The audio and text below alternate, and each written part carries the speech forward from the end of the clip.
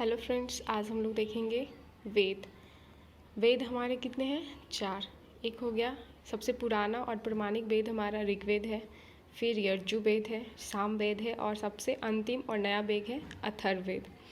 तो वेदों की रचना किसने की? तो वेदों की रचना महर्षि कृष्ण द्वैपायन वेद व्यास ने की है। और वेद से हमें वसुदेव कुटुंबकम के बारे में जानकारी मिलती है। वेद में प्रथम वेद है ऋग्वेद, जिसकी प्रामाणिकता और ये सबसे पुराना वेद है।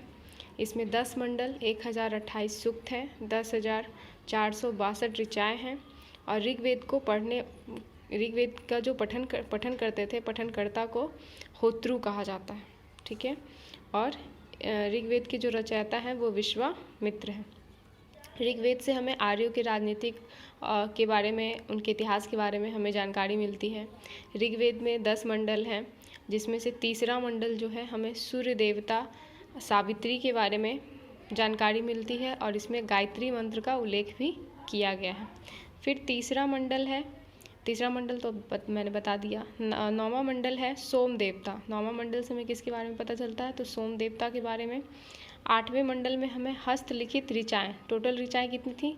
10,462, जिसमें से जो हाथ से लिखा हुआ ऋचा है उसको खिल कहा जाता है। इसका वर्णन हमको 8वें मंडल में मिलता है। 10वें मंडल में 4 वर्ण के बारे में पता चलता है, ब्राह्मण, क्षत्रिय, वैश्य और शूद्र। यानी कि वर्णों के बारे में हमें किससे जानकारी मिलती है? ऋग्वेद के बारे में। तो कहा जाता है कि ये जो 4 वर्ण हैं, ये जैसे ब्राह्मण, तो ब्राह्मण जो है ब्रह्मा के मुख से इनका उत्पन्न हुआ है। क्षत्रिय जो है ब्रह्मा की भुजाओं से उत्पन्न हुए हैं।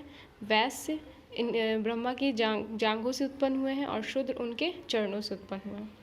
फिर ऋग्वेद से हमें 52 अवतार, जो विष्णु का 52 अवतार है, उनके 3 पगों के आख्यान के बारे में पता चलता है। और ये ऋग्वेद 52 अवतार का सबसे पुराना स्रोत है। फिर ऋग्वेद में इंद्र के लिए 250 मंत्र लिखे हुए हैं और अग्नि के लिए 200 ऋचाएँ लिखी हुई है। अगर हमें प्राचीन स्रोतों की जानकारी चाहिए तो प्राचीन स्रोतों की सबसे पहले जानकारी में प्रथम स्थान पर ऋग्वेद आता है और ऋग्वेद के बाद आता है शतपथ ब्राह्मण। फिर अगर यजुर्वेद देखें तो यजुर्वेद में हमें ये मंत्रों और बलि के समय के बारे में पता चलता है।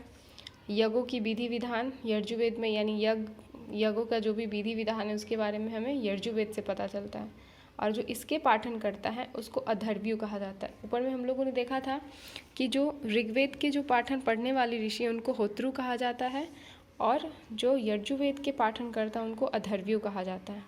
और यजुर्वेद एक ऐसा वेद है जिसमें गद्य एवं पद्य दोनों हैं।